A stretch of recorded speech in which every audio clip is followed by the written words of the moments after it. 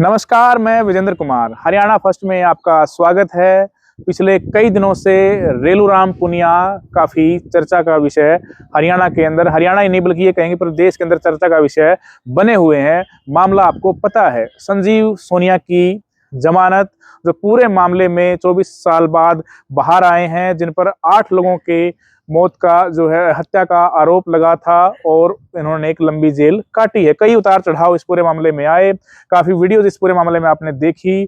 और फिलहाल हमारे साथ मौजूद हैं जितेंद्र छात्र। जितेंद्र पुनिया कहें इनको, क्योंकि ये पुनिया खाप के राष्ट्रीय प्रवक्ता भी हैं और एडवोकेट भी हैं। पुनिया साहब, रेलूराम का जो मामला है पुनिया का, पूरे हरियाणा के अंदर बहुत बड़ा चर्चा का विषय बना हुआ है जब से दोनों की जमानत हुई है, सोनिया संजीव की। क्या आप जो है बतौर पुनिया, आपका परिवार से कोई परिचित है, मुलाकात हुई कभी रेलूराम पुनिया से? देखिए, रेलू स्वर्गीय हमारे बड़े भाई रेलूराम पुनिया जी बड़े ही समाजसेवी और बड़े दानवीर के नाम से जाना जाते थे और परिचय ही नहीं हुआ। वो मैं उस समय बच्चा था, मेरे गांव में रुक के भी गए हैं और वो गरीब जरूरतमंद लोगों की बड़ी मदद करते थे।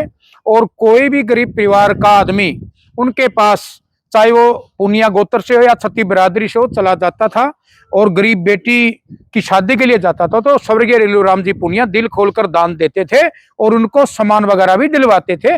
और अनेकों शादियां स्वर्गीय श्री रेलूराम पुनिया जी के परिवार द्वारा फ्री में गरीब कन्याओं की शादियां करवाई गई। अच्छा, वैसे पुनिया होने नाते आते थे, आपके गांव में कोई कनेक्शन था उनका छतर गांव के अंदर? नहीं, वो भाईचारे में बड़ा विश्वास रखते थे। जहां भी तमाम हिंदुस्तान में जहां भी पुनिया भाई रहते थे वो लगभग सबसे कनेक्टेड थे। और ऐसा नहीं था कि पुनिया भाईचारे का ही सम्मान करते थे।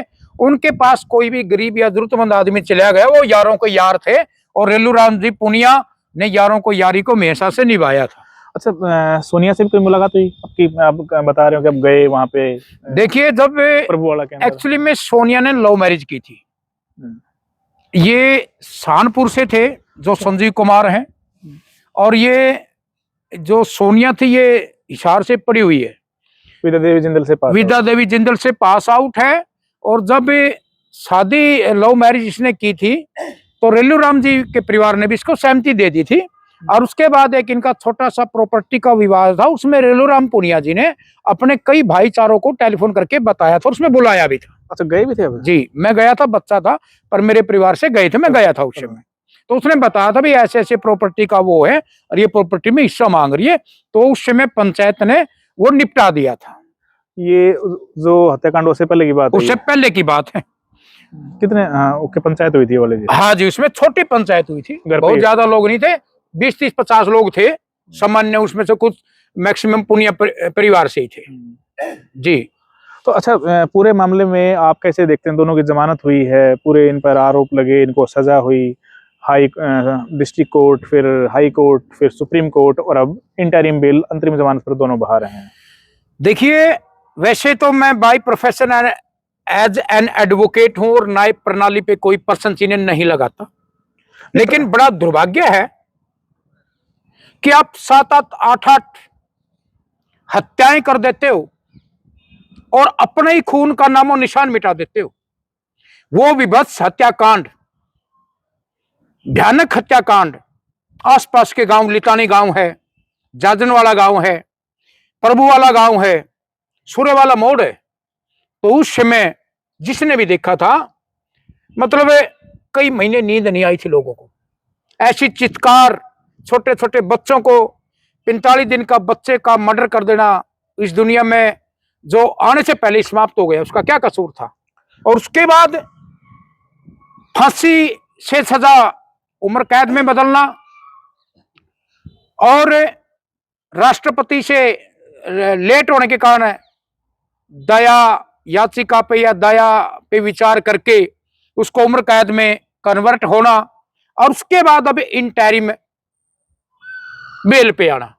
देखो, कहीं ना कहीं हम ये नहीं कहते, देखो उन दोनों का अधिकार है इंटरिम बेल पे आना, लेकिन आने वाले समय में इससे मनोबल पर असर होगा और इस प्रकार का जो भी कृत्य जिसने भी किया है और इस प्रकार से इंटरिम बेल पर अगर आएगा तो निश्चित रूप से जो कंप्लेनेंट पार्टी है, जो शिकायत करता है, इसमें बड़ा उस पे बहुत ही व्यापक असर होगा और उनको जान माल का खतरा भी है। पुनिया साहब, इस पूरे मामले में मेरी उनके वकील से बात हुई है, महिला वकील है उनकी, और महक राजपूत उनका नाम है। मेरी उनसे जब बात हुई, उनका ये कहना है पूरे मामले में कि दूसरा मौका सबको मिलना चाहिए, और अब वो बहुत ज़्यादा इस पूरे मामले में सुधार की ओर हैं, बल्कि संजीव तो अध्यात्म की तरफ जाना चाहता है, और हर किसी को दूसरा मौका मिलना चाहिए। इस पूरे मामले में आप क्या सोचते हैं पुनिया साहब? देखिए, मैं 10-12 हत्याएं कर दूं और फिर मैं कहूं कि मैं तो अध्यात्म की ओर जाना चाहता हूं, मैंने जो विभत्स कर्म किए हैं मुझे उनको भुगतना पड़ेगा, और भुगतना भी चाहिए। तो 24 साल सजा काट के आ गए ना वो? नहीं, उस 24 साल के दौरान संजीव का कार्य आचरण कैसा रहा? वो जेल से पैरोल पे आकर भागा, उसके बाद भी आपराधिक कृत्य में शामिल रहा। तो देखिए, कहीं ना कहीं इसकी जो ये इंटरिम बेल हुई, इसकी व्यापक जांच होनी चाहिए। अच्छा, इस पूरे मामले में पुनिया खाप क्या सोचती है? क्योंकि अब ना पूरा मामला प्रॉपर्टी पर आकर अटक गया है। बता रहे हैं कि सोनिया की वहां पर कुछ एकड़ जमीन उनके नाम भी है। हालांकि हिंदू सक्सेशन जो एक्ट है 25 और 27 धारा कुछ और कहती है, लेकिन जो उनके खुद के नाम जमीन है, क्योंकि अब सारा जो विवाद है वो आप, मैं पहले भी बता रहे, पंचायत में गए थे आप, प्रॉपर्टी का पूरा मामला था, और अब भी जो है पूरा मामला प्रॉपर्टी पर अटका हुआ है। और वीडियोज हम बनाते हैं तो बहुत सारे कमेंट इसी बारे आते हैं कि संजीव को, सोनिया को प्रॉपर्टी मिलना चाहिए, उनका एक बेटा भी है, उसका भी उस पर हक है। तो आप क्या सोचते हैं पूरे मामले प्रॉपर्टी? देखिए, संजीव को, उसको हम ये नहीं कहते, देखो जिसने प्रॉपर्टी के लिए 8 हत्याओं के हत्यारे हैं, और जेल में भी उनका आचरण ठीक नहीं है, और उसके बाद कोई कह रहा है, संजीव कह रहा है कि मैं अध्यात्म की ओर जाऊंगा, अब मैं अनेकों गुनाह कर दूं और फिर मैं कहूं कि मैं अध्यात्म को अपना लूंगा, तो कहीं ना कहीं ये न्यायोचित नहीं है, न्याय कि ये खिलाफ न्यायोचित प्रक्रिया मतलब नहीं है, मैं इसको न्यायोचित नहीं कहूंगा। और रही जो प्रॉपर्टी की बात है, हरियाणा सर्वजातीय पुनिया खापनी हिंदुस्तान की सबसे बड़ी खाप पंचायत, और इस जो मामले पे है, पूरी पुनिया सर्वजातीय पुनिया खाप बारीकी से इस पे नजर बनाए हुए हैं, और हम ये नहीं है कि हमारी नजर नहीं है, बिल्कुल इस पे बारीकी से नजर रखे हुए हैं। और जो उसके बेटे का राइट है, वो चाहे 1 एकड़ हो, चाहे 2 एकड़ हो, 3 एकड़ हो, वो जो उसके नाम है वो तो ले सकती है, उसमें तो कोई वो नहीं है।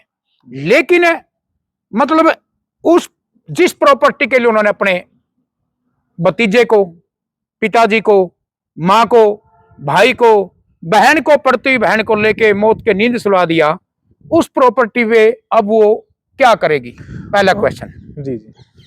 दूसरी बात, वो आगे ये सोचे कि मैं अब समाज का पार्ट बन जाऊंगी, समाज का हिस्सा बन जाऊंगी, वो जाने।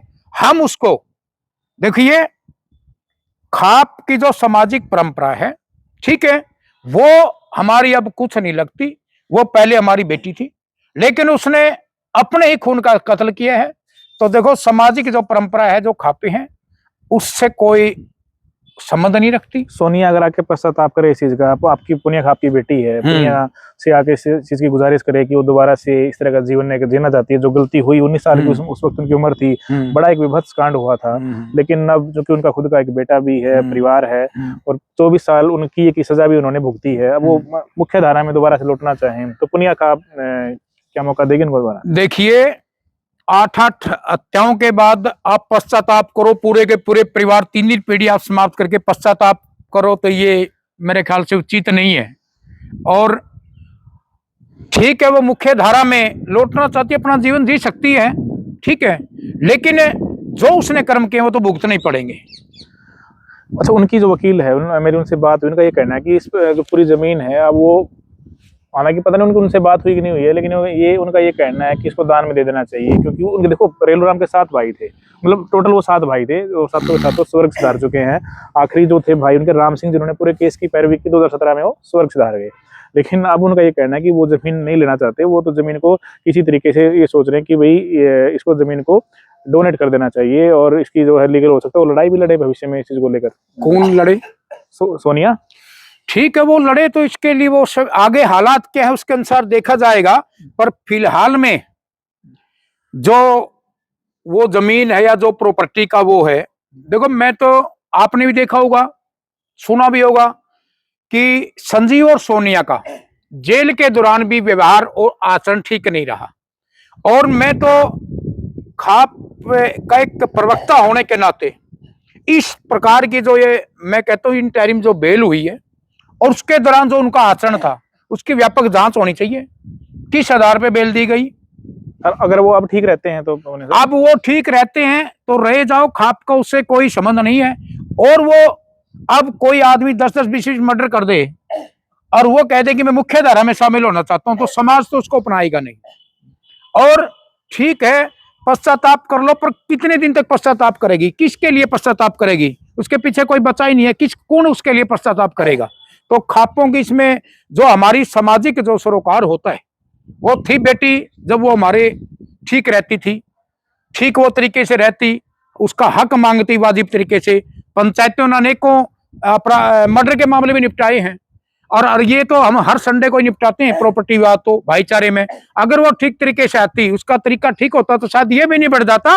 लेकिन वो लालच वश इन्होंने ऐसा कुकृत्य किया है और समाज ऐसे लोगों को कतई पसंद नहीं करता। बिल्कुल, पुनिया खाप के राष्ट्रीय प्रवक्ता जितेंद्र छात्र ने अपनी पूरी बात रखी और स्पष्ट किया कि इस पूरे मामले में उनका स्टैंड क्लियर है। जो उन्होंने किया वो माफ़ी के लायक नहीं है। हालांकि वो ज़मीन की लड़ाई थी, अभी भी है, उनके बेटे के जो नाम है वो उनको हक जितना उनका है मिलना चाहिए। लेकिन सोनिया के पूरे मामले में पुनिया खाप का स्टैंड क्लियर है, वो इसमें हस्तक्षेप नहीं करेंगे। हालांकि इस पूरे मामले पर वो पैनी नज़र बनाए रखेंगे, जो भी हलचल, जो भी डेवलपमेंट होगी उसी के अनुसार भविष्य में फैसला लेंगे।